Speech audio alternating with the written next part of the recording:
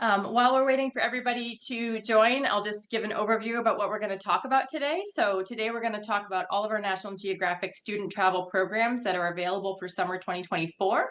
And I'm going to start with an overview of the different types of programs we have and the on assignments that students can choose to focus on. But then we're going to do an especially deep dive into our program in Norway. And we are thrilled to welcome my colleague, Micah Sewell, who coordinates that program, as well as National Geographic Explorer, Ingi Mehus, to share a little bit about their experience with the program and Ingi's experience as an explorer and as an expert on these programs. But first, so my name is Hannah Gilkinson. I am one of the directors here at National Geographic Student Travel.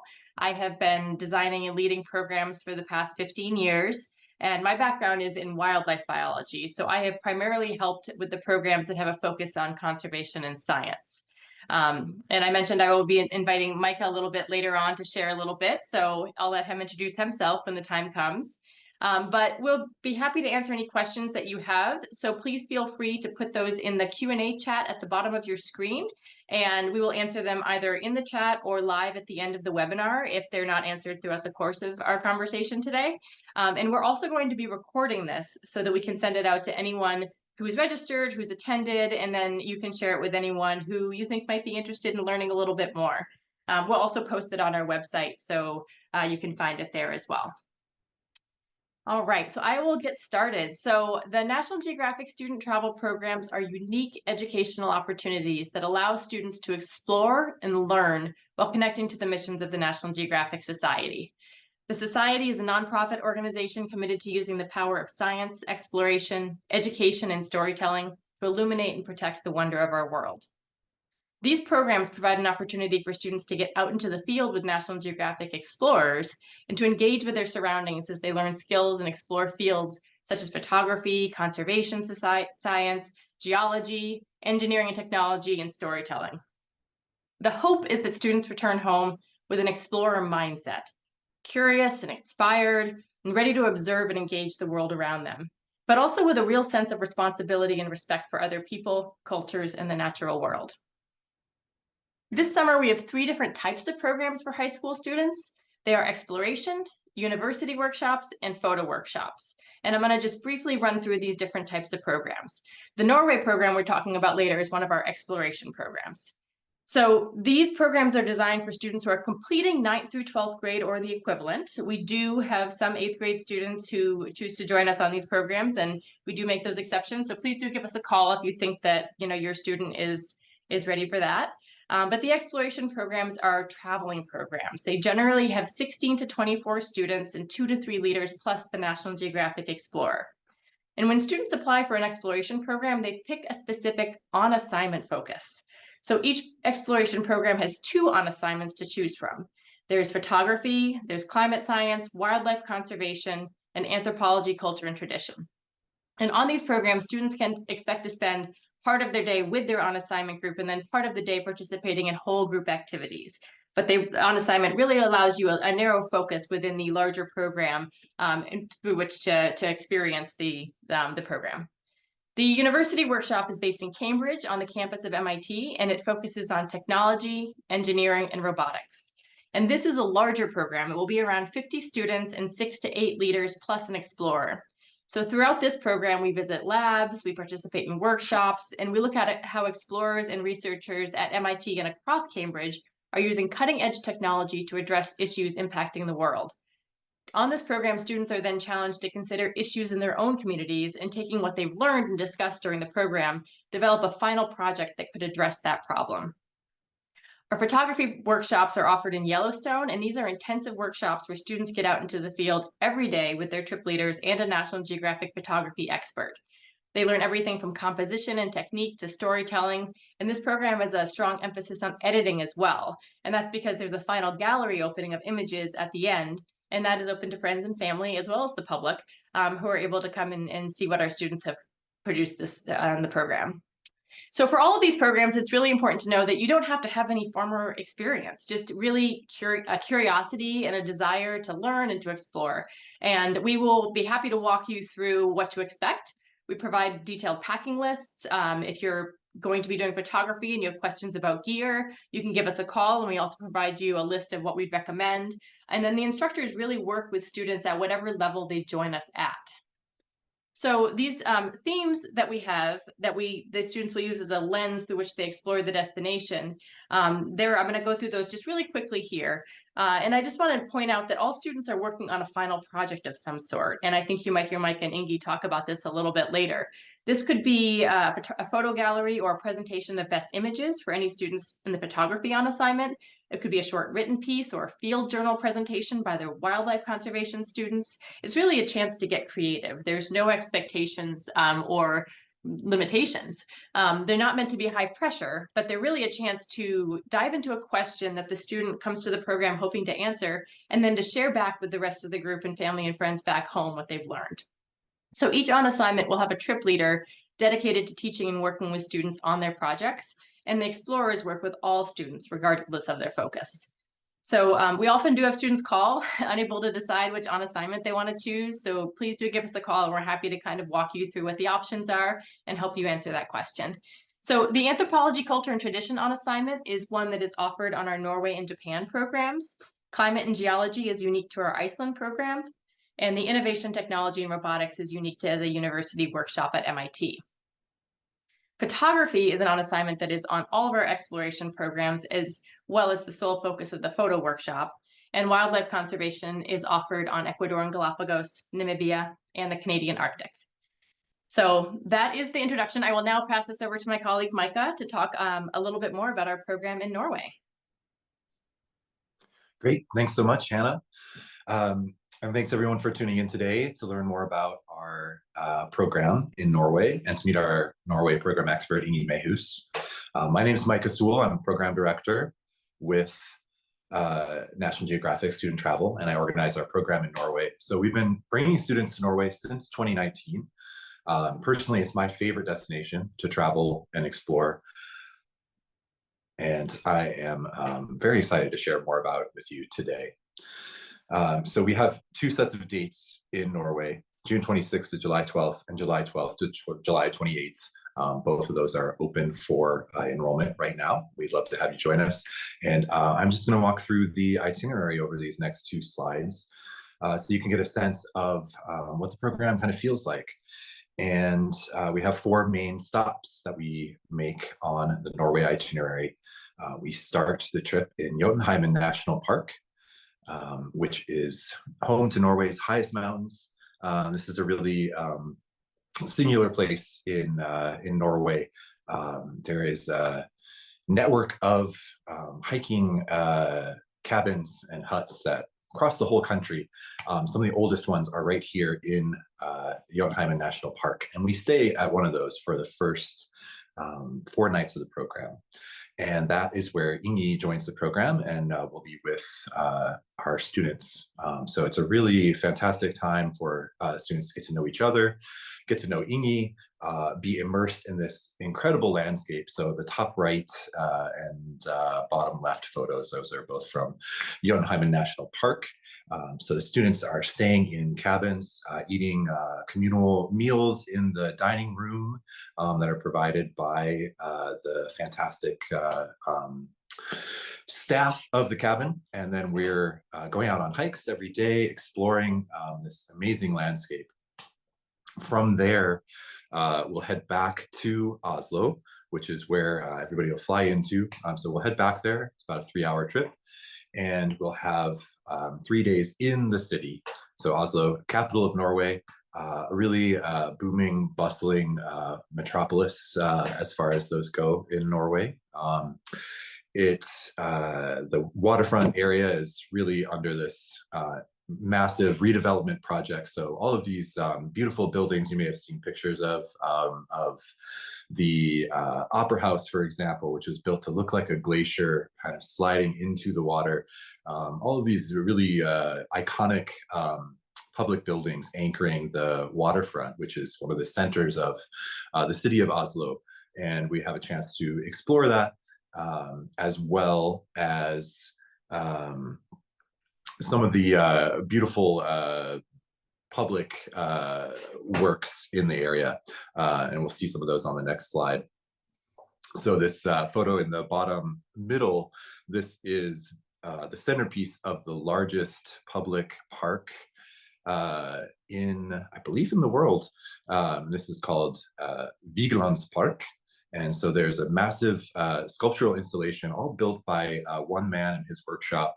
And this that we see here is the monolith that's in the middle of that park. So our students get a chance to explore that. And you might notice that a lot of these photos are showing incredible natural landscapes and outdoor activities. There's a reason for that. This is really central to this program, central to Norwegian identity. The landscape of Norway is incredibly beautiful. You've probably heard about the fjords of Norway. We see Bergen here, which is the second city of Norway, historic capital, right on the fjord on the west coast. And these buildings are a UNESCO World Heritage protected site called Bryggen, that are wooden storehouses that date back almost 800 years.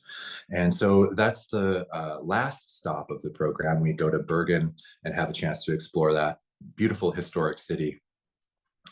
There is one stop that is probably my favorite on the program, that we do in between Oslo and Bergen. So we fly up north to Lofoten, which are these islands that are central to Norwegian culture, Norwegian history, just incredibly beautiful landscapes in the north of Norway, above the Arctic Circle. We get a chance to go out kayaking with local guides while we're up there, which you can see in the upper left. And the landscape here is where the fjords, the ocean, and the just rock and mountains of Norway are all just intertwined together in the most beautiful possible way. So it's a real treat to be able to bring students up there for 5 days of the program. We stay in 2 different locations, so we have a chance to explore this. Think of it as a rocky spine of Norway that's jutting out, a connection of interconnected islands. And so that's a real highlight of the program, that we get to spend some time up there. And just to, let's see, covered all of these photos. So we get a good mix of city time in Oslo and Bergen, and then really thrown into the nature of Norway in Lofoten and in Jotunheimen. And there's a central concept to this program, which is something that is important to Norwegian identity, which is called friluftsliv. Loosely translated, that means living in the open air. And this is something that you'll see from the beginning of the program. You know, our first days in Jotunheimen, the people that you'll meet there, you'll meet so many people, and it's a real pleasure that Ingi is there with you at the beginning of the program. In this special place, but you know, you'll meet families, intergenerational, you know, grandmas that are bringing their grandkids to this national park, and this is where they're choosing to have their holidays.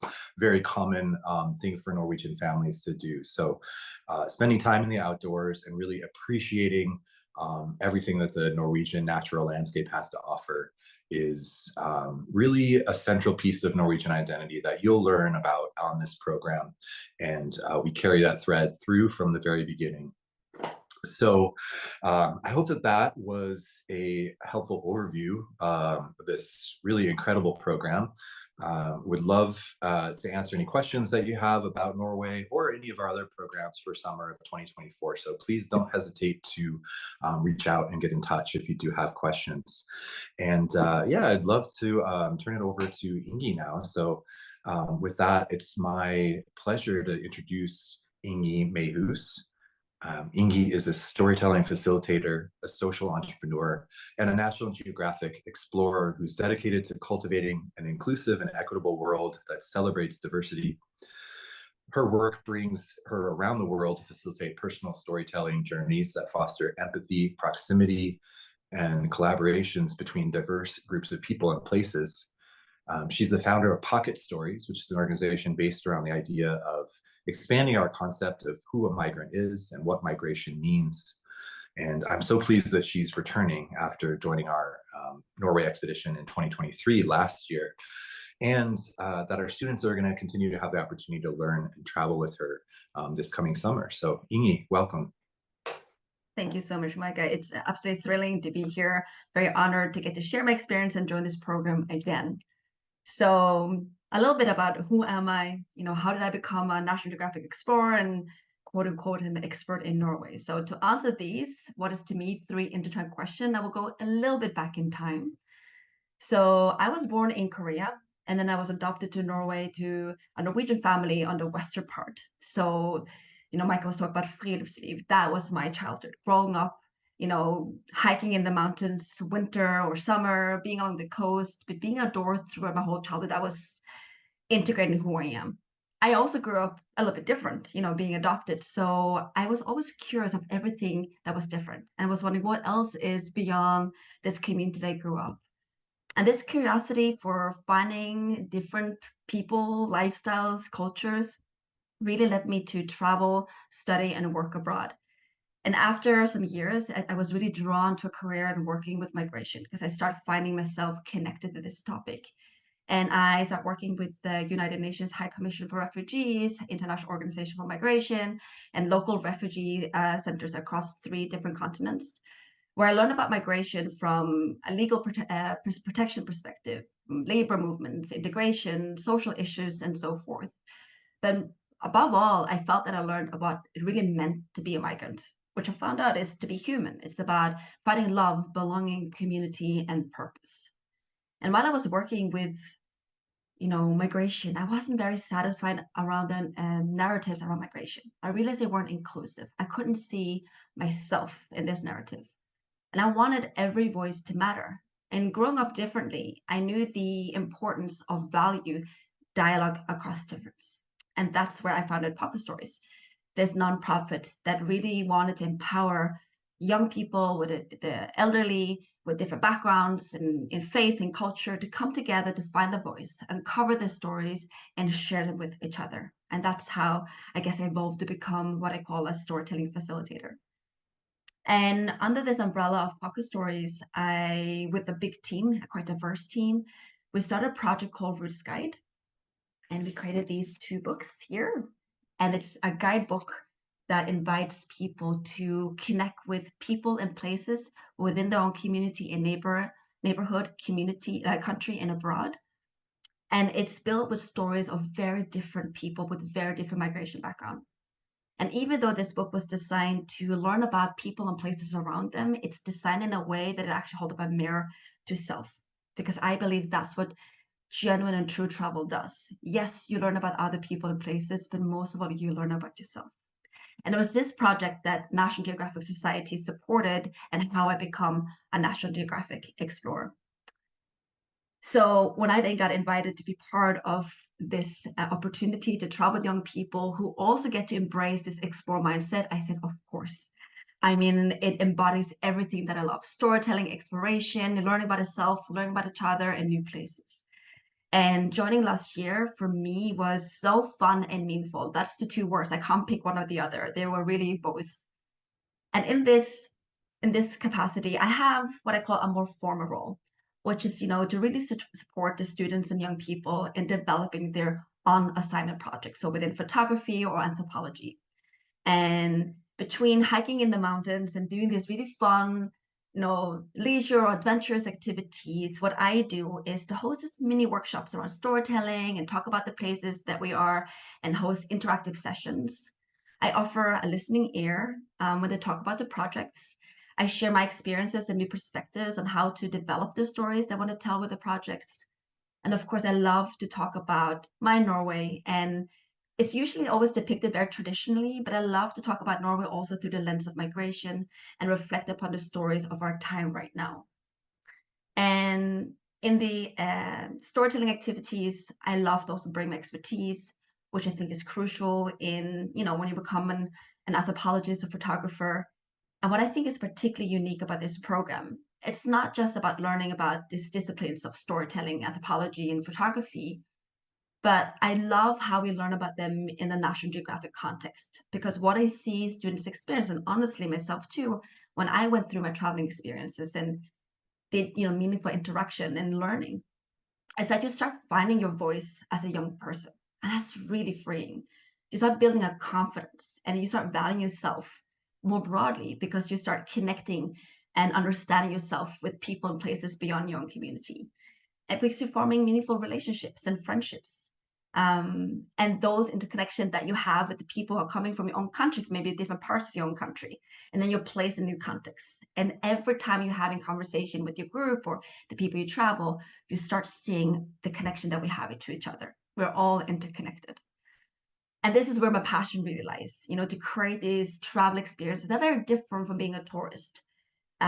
Because I believe that's the most powerful tool for self-discovery in building these meaningful connections. And I also notice that young people today, just like myself, when I started traveling, we all really yearn for that, especially in today's technological world.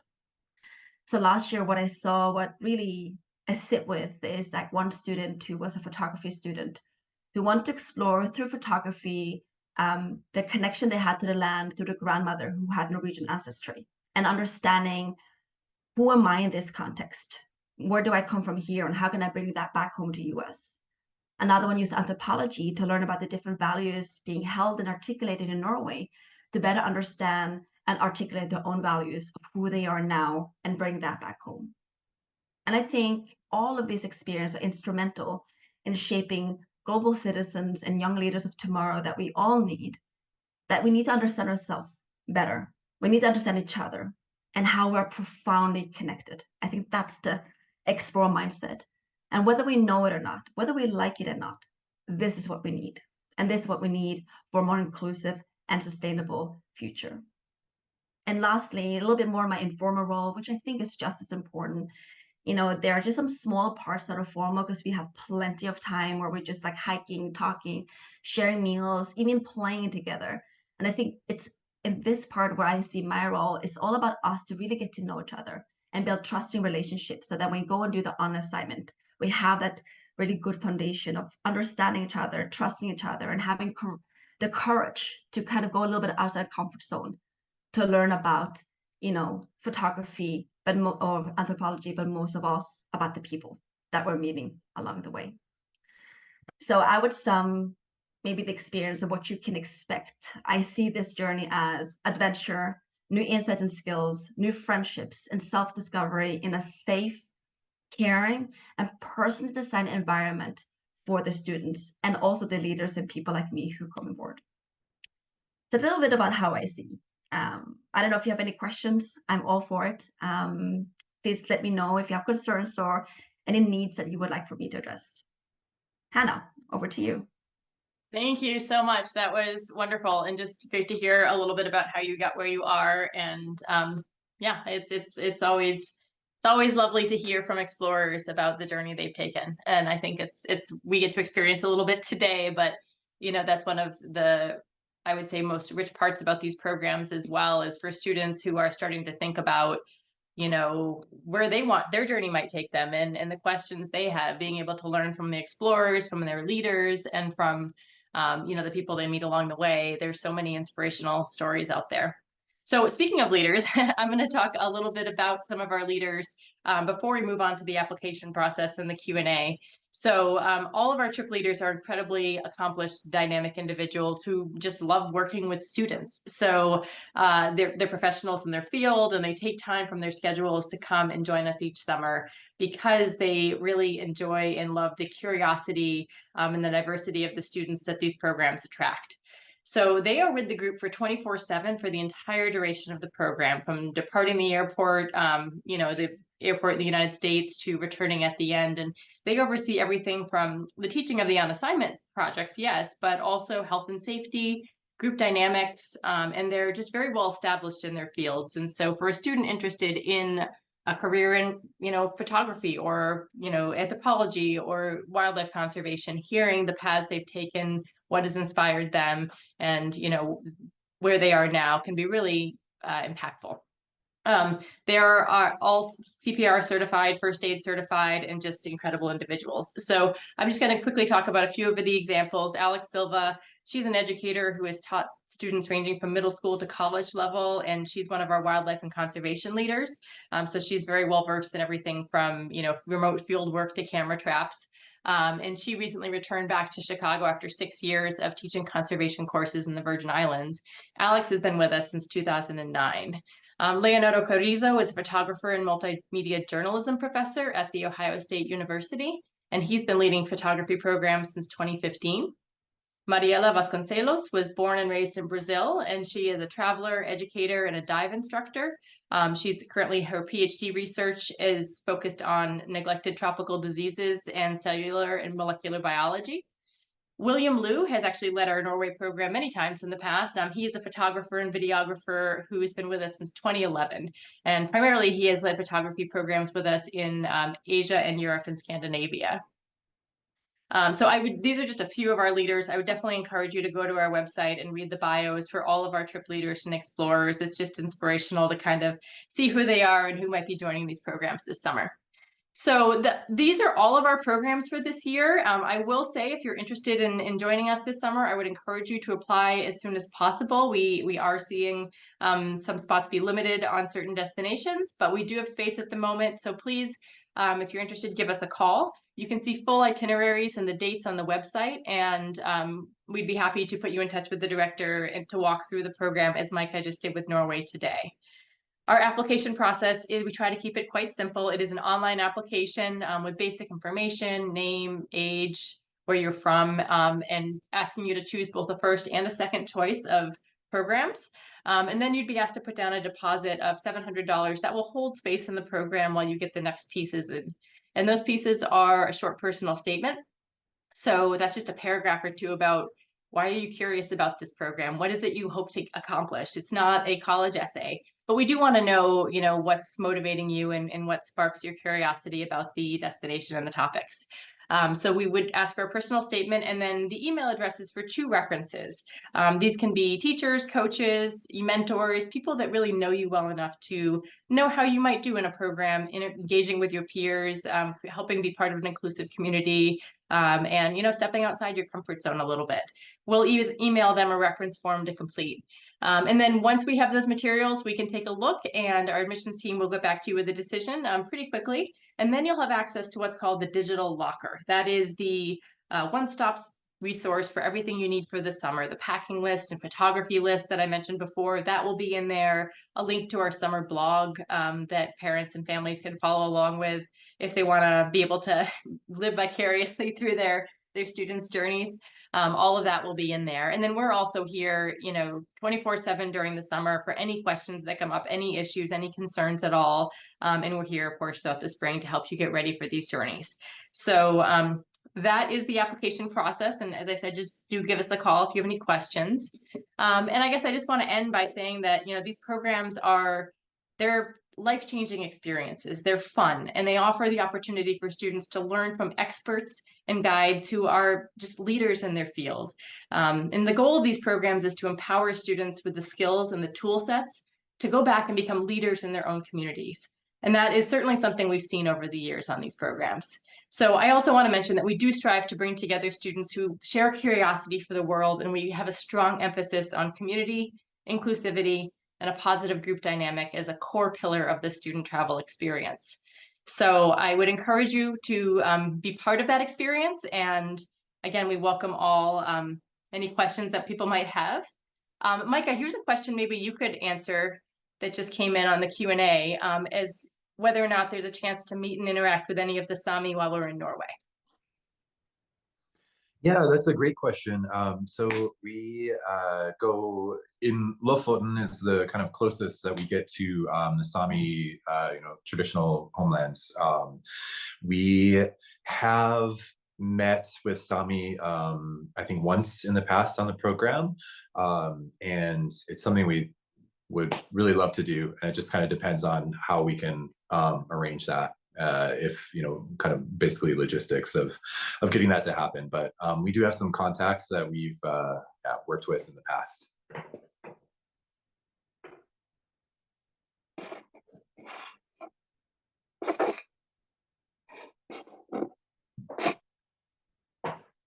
I think that might be it. I don't see any other questions coming in. If something pops into mind afterwards, please do just give us a call, or you can email us anytime as well. But hopefully this has been helpful. Hopefully this gets you even more excited for the summer and more curious about Norway. Thank you to Micah and to Ingi for joining us. And we will share this out with you afterwards, so you can share it with anyone who will be interested. And appreciate you taking the time.